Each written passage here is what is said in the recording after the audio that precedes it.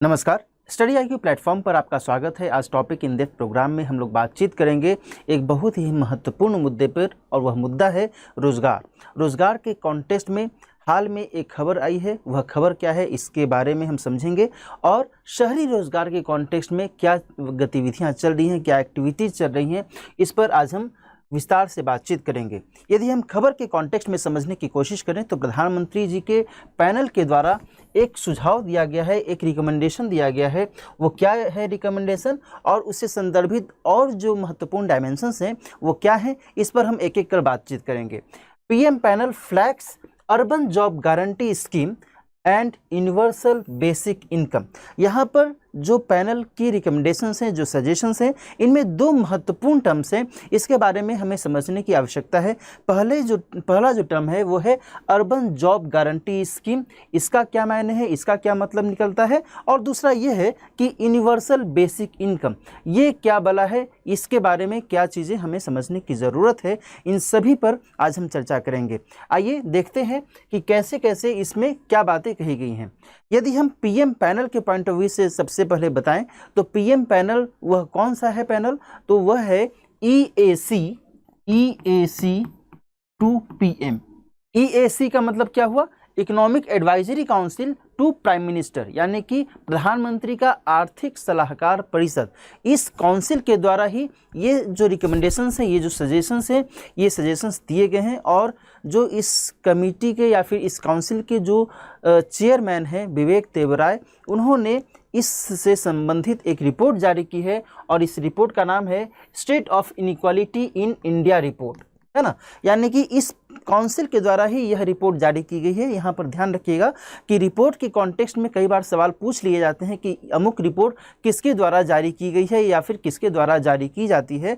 तो यहाँ पर ये जो रिपोर्ट है state of inequality in India report, ये रिपोर्ट जारी की गई है EAC टू PM के द्वारा।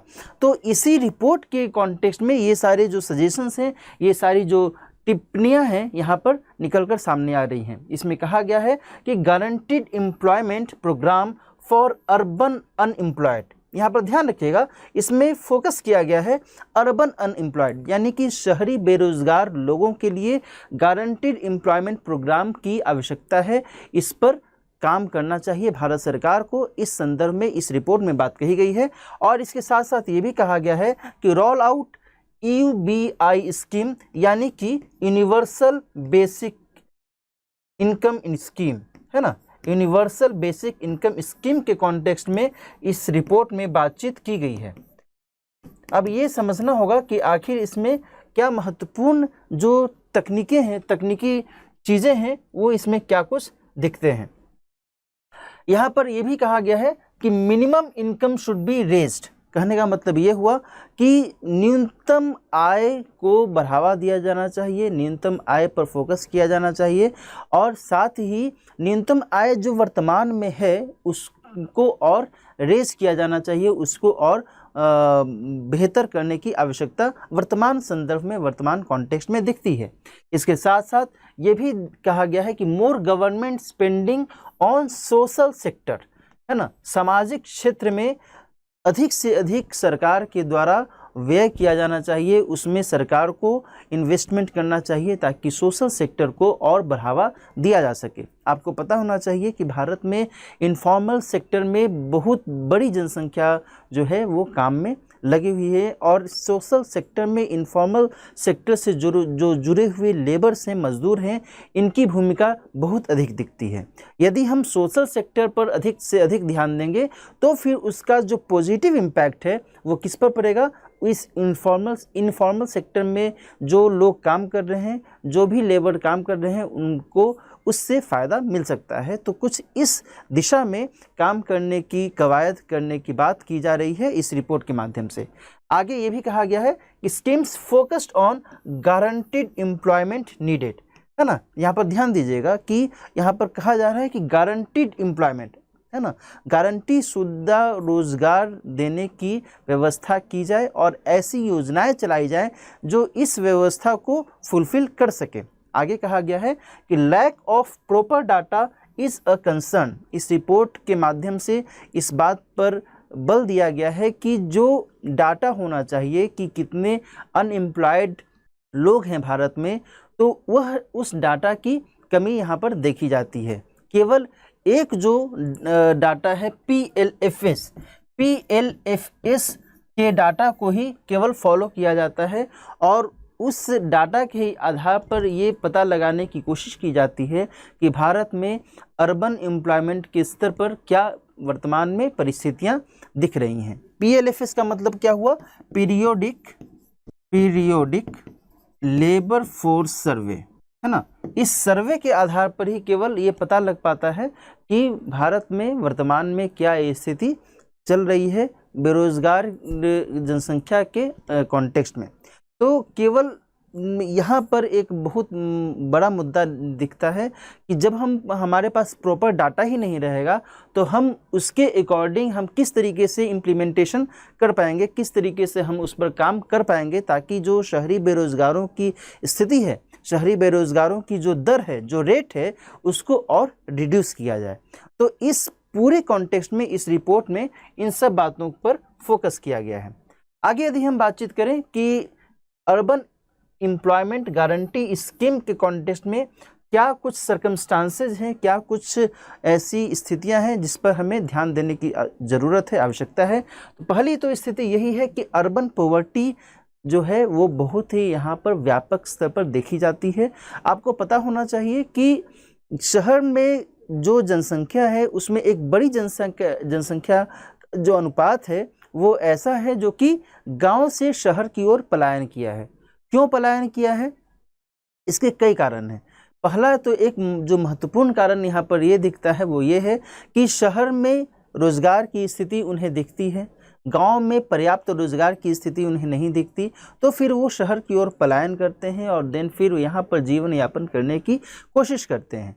और जब गांव में जो आधारभूत ढांचा है उसकी कमी यदि उन्हें महसूस होती है तो फिर उसको फुलफिल करने के लिए, उसकी पूर्ति करने के लिए और बेहतर अपने लाइफ स्टैंडर्ड को और बेहतर बनाने के लिए वो पलायन करते हैं। जो भी ग्रामीण हैं वो शहर की ओर पलायन करते हैं और शहर में यदि उन्हें पर्याप्त रोजगार नहीं मिल पाता है तो फिर उनके लिए दिक्कत वाली स्थिति सामने आने लगती है। और यहाँ पर अर्बन पॉवर्टी कुछ इसी चीज़ को इंडिकेट करता है। अगली बात यह है कि पहले क्या होता था कि अर्बन एम्प्लॉयमेंट स्कीम्स को शुरू किया गया था भारत के स्तर पर। यदि हम बातचीत करें जैसे कि स्वर्ण जयंती शहरी रोजगार योजना SGSRY, इसे शुरू किया गया था, है ना। ध्यान रखिएगा कि स्वर्ण जयंती शहरी रोजगार योजना। अब यहाँ पर दो तीन चीज़ें ध्यान रखने लायक हैं। यहाँ पर जब ये योजना शुरू की गई तो फिर वर्तमान में ये जो अर्बन एम्प्लॉयमेंट गारंटी स्कीम की बात की जा रही है, यह क्या चीज़ है, इन दोनों में क्या डिफरेंस है। जब भारत सरकार ने इस तरीके से कोई योजना की शुरुआत की ही है, स्वर्ण जयंती शहरी रोजगार योजना, देन फिर इसका क्या मतलब निकलता है? इसका बड़ा मतलब ये निकलता है कि ये जो स्कीम है ये गारंटी शुदा रोजगार देने की बात करता है ना। लेकिन ये जो योजनाएं चलाई गई हैं इसमें कोई भी ऐसी गारंटी शुदा रोजगार देने की बात नहीं की गई है, बल्कि केवल एक योजना के तौर पर इसे चलाया गया था। जबकि वर्तमान में जो रिपोर्ट में बात की जा रही है, वर्तमान में कहा जा रहा है कि गारंटी शुदा रोजगार मुहैया कराया जाना चाहिए और इस लिहाज से यहाँ पर ये चीज़ें महत्वपूर्ण हो जाती हैं। तो यदि हम बातचीत करें कि स्वर्ण जयंती शहरी रोजगार योजना जब चलाया गया उसके बाद इसे कन्वर्ट किया गया था NULM में। NULM इसका मतलब क्या हुआ? नेशनल अर्बन लाइवलीहुड मिशन, है ना। ये 2013 में इसे NULM के तौर पर इसे अपनाया गया था, जिसके अंतर्गत अर्बन लाइवलीहुड यानी कि शहरी आजीविका को बेहतर करने की कोशिश किए जाने की बात की गई थी। तो इस तरीके से कुछ गतिविधियां चली हैं, ऐसा नहीं है कि ऐसी गतिविधियां पहले नहीं चली हैं, लेकिन वर्तमान में इसमें कुछ और आमूलचूल परिवर्तन की बात की जा रही है। आगे बातचीत करें तो वर्तमान में जो स्थिति देखी जा रही है वो क्या है कि अर्बन पुअर के कॉन्टेक्स्ट में उनमें एक तरीके से असंतोष में वृद्धि हो रही है। निश्चित तौर पर यह जो असंतोष में वृद्धि है, ये अर्थव्यवस्था में जो उनकी भूमिका होनी चाहिए, उस भूमिका के कॉन्टेक्स्ट में बहुत ही चिंतनीय है। क्योंकि आपने देखा होगा कि 2020 से 2021 से और वर्तमान की स्थिति में, यानी कि लगभग 2-3 वर्षों में ऐसी स्थितियां पनपी हैं जिसका जो इम्पैक्ट है वो शहरी स्तर पर कहीं अधिक देखा गया है। क्यों देखा गया है? आपको पता होगा कि जब कोरोना महामारी का दौर शुरू हुआ, देन फिर क्या हुआ कि शहर से गांव की तरफ जो है एक तरीके से रिवर्स माइग्रेशन शुरू हुआ था। पहले क्या होता था, जनरली गांव से लोग शहर की ओर आते थे, लेकिन कोरोना महामारी की चपेट में आने के बाद शहर से गांव की ओर माइग्रेशन, रिवर्स माइग्रेशन इसे हम कह सकते हैं, ये माइग्रेशन शुरू हुआ। और गांव में फिर जो लोग जिनका अपना घर था, अपना घर बार जहाँ पर था उनका, जिस भी राज्य में, वो वहाँ पर जा करके और वहाँ पर वहाँ की परिस्थिति के हिसाब से वो काम करने लगे। उस दौरान मनरेगा ने बहुत बड़ा रोल अदा किया, इसमें कोई दो मत वाली बात नहीं है। मनरेगा का नाम आप जानते होंगे। मनरेगा का मतलब क्या हुआ? Mahatma Gandhi national rural employment guarantee act. यहाँ पर ये ध्यान रखिएगा कि जो मनरेगा है, ये मनरेगा एक एक्ट के तौर पर काम करता है। इस एक्ट के माध्यम से गांव में जो भी अकुशल श्रमिक होते हैं या फिर कहें कि अकुशल कामगार होते हैं, उन्हें गारंटी शुदा रोजगार मुहैया कराया जाता है 100 दिनों के लिए, है ना, फॉर 100 डेज। ये इसमें इस एक्ट में बातें कही गई थी और उस एक्ट के माध्यम से ही लोगों को रोजगार मुहैया कराया जाता है। लेकिन यहाँ पर ध्यान ये रखना है कि वहाँ पर अकुशल श्रमिकों को ये रोजगार मिलता है, न कि किसी स्किल्ड पर्सन को। अनस्किल्ड पर्सन को इस तरीके से एम्प्लॉयमेंट दिया जाता है इस पार्टिकुलर एक्ट के माध्यम से। इसकी बड़ी विशेषता ये है कि यह एक्ट के तौर पर काम करता है, न कि केवल योजना के तौर पर। चूँकि एक्ट है इसलिए इसे अपनाया जाना ज़रूरी हो जाता है। तो यहाँ पर मनरेगा के माध्यम से उस दौरान लोगों को बहुत राहत मिली, लोगों को रोज़गार भी मिला गाँव में। और लेकिन इसकी तुलना में शहर में जो लोग रह रहे थे, शहर में जो लोग अपना जीवन यापन कर रहे थे, जो भी स्ट्रीट वेंडर्स हैं या फिर जो भी ऐसे तबके के लोग हैं जो कि अकुशल क्षेत्र में से जुड़े हुए हैं या फिर इनफॉर्मल सेक्टर से मैक्सिमम लेवल पर जुड़े हुए हैं, इन लोगों को बड़े समय तक या फिर कहें लंबी अवधि तक पॉवर्टी का शिकार रहना पड़ा और इसके कारण असंतोष में वृद्धि हुई है। और इस लिहाज से इस रिपोर्ट में ये बात कही जा रही है कि अर्बन एम्प्लॉयमेंट गारंटी स्कीम को तरजीह दिया जाना चाहिए। आगे क्या कहा जा रहा है कि prevalence of low wage and informal work, इसके कंटेक्स्ट में हमने अभी बात भी की कि प्रिवेलेंस है ना, किस चीज़ में? लो वेज, कम जो मजदूरी है, कम वेतन मिलता है, और साथ ही जो इनफॉर्मल वर्क है, अनौपचारिक संगठनों के स्तर पर या फिर अनौपचारिक कार्य की जो अधिकता है, इस पर भी ध्यान देने की आवश्यकता है। मैंने आपको शुरू में बताया ही कि जो मिनिमम इनकम है उसको रेज किए जाने की बात इस रिपोर्ट के माध्यम से की जा रही है। तो ये सारी कुछ गतिविधियां हैं जिसके अनुसार यहाँ पर काम करने की स्थिति दिखती है। अच्छा, एक चीज़ और मैं यहाँ पर आपको बता देता हूँ कि कई सारे ऐसे राज्य हैं जो कि अपने अपने लेवल पर शहरी स्तर पर जो रोज़गार की संभावनाएं हैं उसे विकल्प के तौर पर अपनाने की कोशिश की गई है। जैसे कि मध्य प्रदेश सरकार के द्वारा मुख्यमंत्री युवा स्वाभिमान योजना की शुरुआत की गई है और इसके माध्यम से वहाँ पर जो भी शहरी स्तर पर जो बेरोज़गार हैं उन्हें 30 दिन के लिए 4,000 रुपया एक तरीके से राशि दी जाती है। एक तरीके से उसे कह सकते हैं कि स्टाइपेंड के तौर पर ये राशि उन्हें मुहैया कराई जाती है। लेकिन इसमें शर्त ये है कि केवल 100 दिनों तक ही उन्हें इस तरीके से 4,000 रुपीज़ पर 30 डेज़ के हिसाब से ये राशि उन्हें दी जाती है ना। लेकिन इस योजना में 21 से 30 वर्ष तक के जो युवा हैं वही इससे जुड़े हुए हैं। वहीं हिमाचल प्रदेश के द्वारा मुख्यमंत्री शहरी आजीविका गारंटी योजना है ना, MMSAGY, यहाँ पर ध्यान से सुनिएगा, मुख्यमंत्री शहरी आजीविका गारंटी योजना, इस योजना के माध्यम से शहरी स्तर पर जो भी बेरोजगार हैं उन्हें सुविधाएं मुहैया कराए जाने की बात की जा रही है। किसके द्वारा? तो हिमाचल प्रदेश के द्वारा। वहीं झारखंड सरकार ने एक योजना की शुरुआत की है, मुख्यमंत्री श्रमिक योजना, और वहीं राजस्थान के द्वारा इंदिरा गांधी शहरी रोजगार गारंटी स्कीम के तौर पर योजना की शुरुआत की गई है। तो ये सब कुछ ऐसे उदाहरण हैं जिससे ये प्रतीत होता है कि किन्हीं राज्यों में या फिर कुछ ऐसे राज्य हैं जहां पर इस तरीके से व्यवस्थाएं की जा रही हैं। लेकिन यहाँ पर बहुत महत्वपूर्ण ये हो जाता है कि शहरी स्तर पर जो रोजगार से संदर्भित संभावनाएं विभिन्न राज्यों के द्वारा दर्शाई जा रही हैं विभिन्न योजनाओं के माध्यम से, और साथ ही जो ग्रामीण स्तर पर जो स्थितियां चलती हैं उसके इन दोनों के बीच में एक अंतर दिखता है। वर्तमान में जो परिस्थिति दिख रही है, वर्तमान में जो आपको मैंने कुछ योजनाओं के बारे में बताया, अलग अलग राज्यों की योजनाओं के बारे में बताया, उससे ऐसा प्रतीत होता है कि ये मनरेगा का ही एक्सटेंशन है। जिस तरीके से मनरेगा के माध्यम से गाँव में जो भी अकुशल श्रमिक हैं उन्हें 100 दिनों का रोजगार मिलता है और एक निश्चित अवधि तक उन्हें इस रोजगार को मुहैया कराया जाता है, तो कुछ ऐसी ही स्थिति यहाँ पर विभिन्न राज्यों के स्तर पर देखी जा रही है। लेकिन यहाँ पर इन दोनों के बीच में अंतर दिखता है। कारण ये है कि गांव में अकुशल श्रमिकों को ही रोजगार देने की बात की गई है मनरेगा के माध्यम से, जबकि शहर में अकुशल श्रमिक भी हैं और कुशल श्रमिक भी हैं, है ना। तो इस स्तर पर यहाँ पर ध्यान देने की आवश्यकता दिखती है कि शहर का जो वातावरण है, शहर की जो परिस्थितियाँ हैं, उसके हिसाब से रोजगार की व्यवस्था करवाई जानी चाहिए।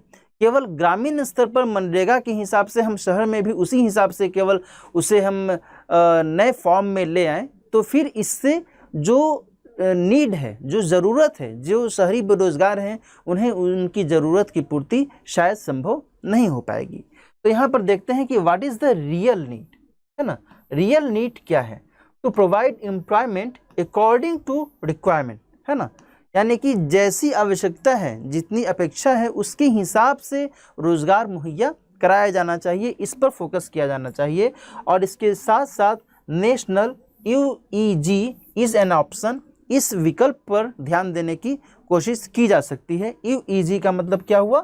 अर्बन एम्प्लॉयमेंट गारंटी, है ना। तो इसे एक विकल्प के तौर पर अपनाया जा सकता है, क्योंकि राज्यों के स्तर पर तो अपने अपने स्तर पर ये राज्य रोजगार मुहैया कराने की कोशिश कर रहे हैं, लेकिन अब बात चल रही है नेशनल लेवल पर इस तरीके से अर्बन एम्प्लॉयमेंट गारंटी स्कीम को अपनाया जाए और इसके हिसाब से लोगों को रोजगार की सुविधा दी जाए। वहीं मैं आपको एक और विकल्प है उसके बारे में बताता हूं। उस विकल्प के बारे में भी यहाँ पर बात करना, चर्चा करनी ज़रूरी हो जाता है। DUET सजेशन दिया गया है किसके द्वारा? तो जिन ड्रेज, है ना। जिन ड्रेज एक व्यक्ति हैं, जिन ड्रेज, इन्होंने DUET के बारे में बताया है कि ये एक तरीके से सजेशन दिया था कि DUET को अपनाया जाना चाहिए। DUET का मतलब क्या हुआ? Decentralised, decentralised. फिर आप UET में वही जोड़ दीजिए, urban employment guarantee and training, ठीक है ना। तो decentralise urban employment and training के स्तर पर आप इसे समझ सकते हैं DUET को। तो जिन ड्रेज ने इस तरीके का एक सजेशन दिया था, और जिन ड्रेज जानते हैं आप कौन है? ये वही व्यक्ति हैं जिन्होंने मनरेगा का ड्राफ्ट बनाया था कि इस तरीके से गांव के स्तर पर रोजगार की सुविधा हम दे सकते हैं।